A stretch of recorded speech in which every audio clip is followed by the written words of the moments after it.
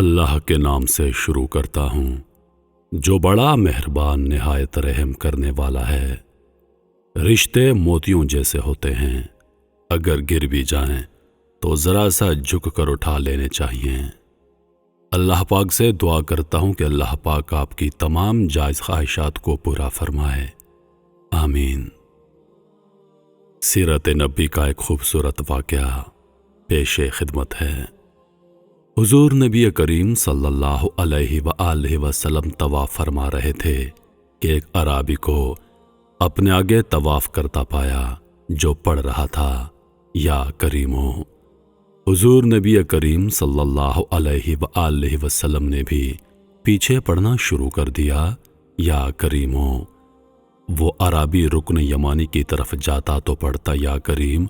حضور نبی کریم صلی اللہ علیہ وآلہ وسلم بھی پیچھے پیچھے پڑھتے، یا کریم۔ وہ میزاب رحمت کی طرف جاتا تو پڑھتا، یا کریم۔ حضور نبی کریم صلی اللہ علیہ وآلہ وسلم بھی پیچھے پڑھتے، یا کریم۔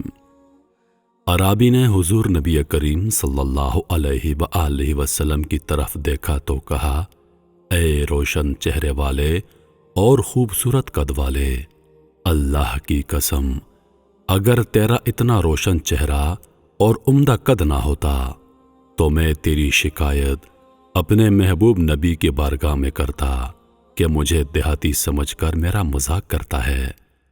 حضور نبی کریم صلی اللہ علیہ وآلہ وسلم مسکرائے اور فرمایا، کیا تو اپنے نبی کو نہیں پہچانتا؟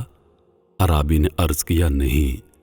حضور نبی کریم صلی اللہ علیہ وآلہ وسلم نے فرمایا، پھر ایمان کیسے لایا؟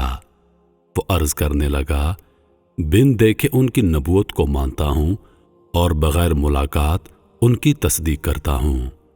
حضور اکرم صلی اللہ علیہ وآلہ وسلم نے فرمایا، تجھے مبارک ہو، میں دنیا میں تیرا نبی ہوں اور آخرت میں تیری شفاعت کروں گا۔ وہ حضور نبی کریم صلی اللہ علیہ وآلہ وسلم کے قدموں پر گرا اور بوسہ دینے لگا۔ حضور اقدس صلی اللہ علیہ وآلہ وسلم نے فرمایا، میرے ساتھ وہ معاملہ نہ کر جو اجمی لوگ اپنے بادشاہوں کے ساتھ کرتے ہیں۔ اللہ تعالیٰ نے مجھے متکبر اور جابر بنا کر نہیں بھیجا، بلکہ بشیر و نذیر بنا کر بھیجا ہے۔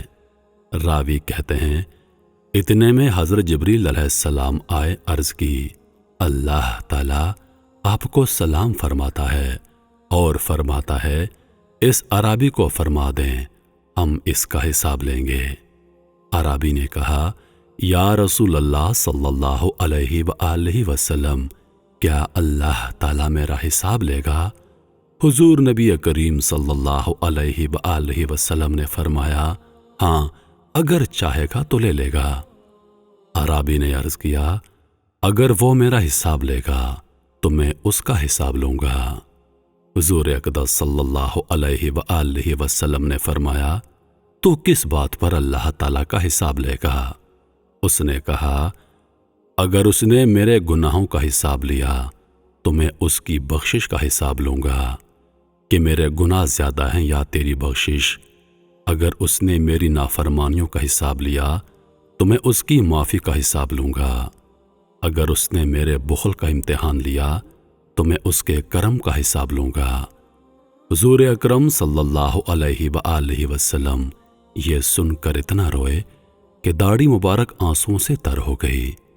پھر جبریل علیہ السلام آئے اور عرض کیا، اللہ تعالیٰ کہتا ہے اور فرماتا ہے کہ رونا کم کر دیں۔ آپ صلی اللہ علیہ وآلہ وسلم کے رونے نے فرشتوں کو تسبیح و تہلیل بھلا دی ہے۔ اپنے امتی کو کہیں، نہ وہ ہمارا حساب لے نہ ہم اس کا حساب لیں گے، اور اس کو خوشخبری سنا دیں کہ یہ جنت میں آپ صلی اللہ علیہ وآلہ وسلم کا ساتھی ہوگا۔